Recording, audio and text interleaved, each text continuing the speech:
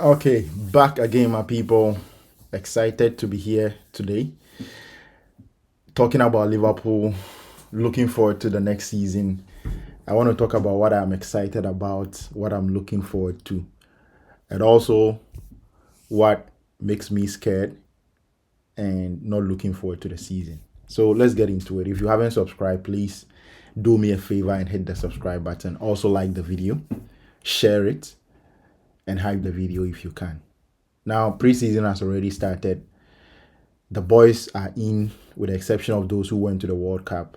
Most of the guys are in. Soboslai, we see Kerkez, Frimpong, players like uh, Harvey Elliott coming back from his loan, his failed loan move to Aston Villa. You have the youngsters, Trey Nyoni, Ruin Gumoha, all in the building. So I think it is not a very bad group that we have for the start of preseason at all. I think we have about 80% of the squad in there already, with the exception of people like Virgil van Dijk, McAllister, Gravenberg. Those are the few names that we don't have in the building yet who are starters. Allison as well. So we are still missing a few players. But what makes me excited about the next season or the upcoming season is that there's a lot to look forward to. Chief among them is players who were on the fringes, who didn't have a look in, who had no chance whatsoever of coming anywhere close to the lineup, now have the opportunity to prove themselves. And I do think that Andoni Iraola is going to make use of the entire squad. He's going to absolutely make use of it. And it is not because that is a choice that he can decide to make or it's a luxury. I think it is going to be an absolute necessity using the whole squad because one thing is for sure, we are going to get a lot of injuries this season. I hope I'm wrong, and it doesn't look nice. It doesn't sound very well for me to be saying that, but I think there's going to be a lot of injuries. That is just what I think based on the intensity of the play that we are going to expect this season, based on the intensity of the training sessions that I've seen. It is almost inevitable that we are going to have injuries, tons of injuries. Already there are a few injuries with Hugo Ekitike still on the sidelines, Conor Bradley, and players like Giovanni Leone still on the sidelines. So I do think there's going to be more injuries. I do think that there's going to be more injuries, but I'm excited about the fact that players like Bicetic, Harvey Elliott, Curtis Jones are going to get more opportunities. I do think that. I genuinely think that players are going to get more opportunities. So these players that we thought Slot didn't fancy them, he wasn't going to give them a look in. Even the likes of Ramsey, the right back, I do think that this manager is likely to give him more opportunities if the need arises. He's going to trust him. He's going to give him confidence to play, unlike the previous manager who basically wrote him off, both in public and I believe behind closed doors as well. So it is a good thing, and the reason why I think it's a good thing is that it is always better to have a manager who makes everybody around feel good about themselves, who everybody feels good about being part of the group. They don't feel left out, they don't feel alienated from the main group who play most of the games. I think if you can maintain a culture where each and every player believes they can have an opportunity, it is always better than the other way around, where some players feel they are never going to get a chance. So I do think that is very, very good. The other thing that I'm excited about is the prospect of certain players improving massively this season. And one player, I've heard a lot of people talk about different players that they think Andoni Iraola is going to improve. Some have spoken of players like, I don't know, maybe Curtis Jones is one of the main people that people, or one of the main players that people think Andoni Iraola can improve massively. But for me, the one player that I'm so excited about playing under Andoni Iraola is Kerkez, Milos Kerkez, because we saw the best of Milos Kerkez in Bournemouth under this manager, and the fact that he's fortunate enough to meet him again at Liverpool. I think it's exciting times ahead. And I've also heard people say that players like Jeremy Frimpong may struggle to get game time. They may struggle to cope with the intensity. But I do think that both Kerkez and Frimpong are going to benefit massively from Andoni Iraola being the manager. I just think that is going to be the case because he loves to play with flying fullbacks. He just loves to do that.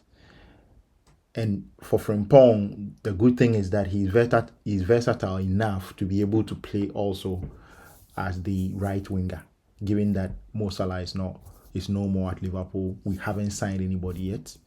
So I'll come back to the signings again. It is one of the reasons why I'm not excited about the coming season, the amount of signings that we've been able to bring in, and even the lack of rumors. The lack of rumors is quite concerning. So that is one thing.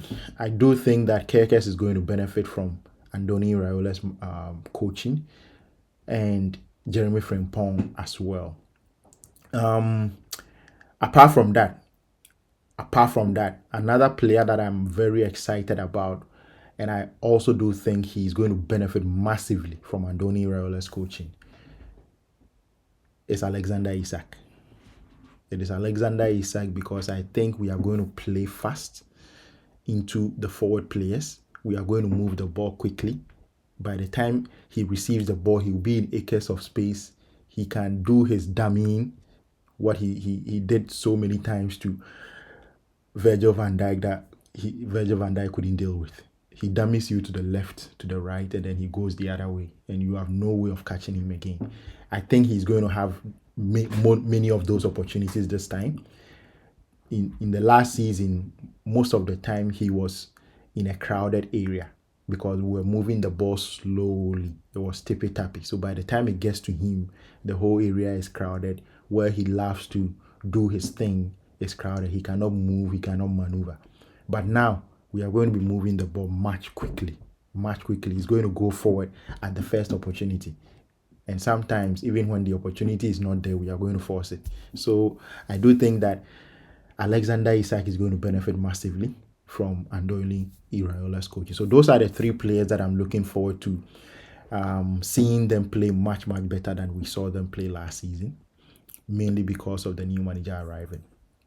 The next thing is the signings. As I mentioned, I'm not very excited about the signings that we've made or the lack of, and that really, really concerns me. The manager has been speaking about signings quite a few times already since he came into the club, since preseason started. He's been talking about buying a right winger.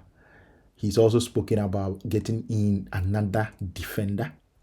And for me, it is concerning that up till now, we haven't been able to get at least 2 more deals over the line. For me, that is quite concerning.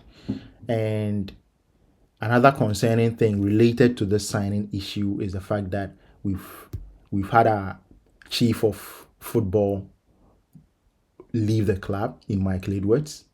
We also know that Richard Hughes is going to leave at the end of the summer. And I do think that is massive for the kind of business that we are going to do this summer. It is massive and I think it is one of the reasons, if not the main reason, why we haven't been able to get deals over the line. I do think that is massive. So I think the signings issue is a problem because we need more than 2 signings. And as at now, it is July 23rd. We only have 1 week and some days in July, which means that we are not, even if we are going to get signings into the building, it is going to be somewhere towards August, towards the start of the season.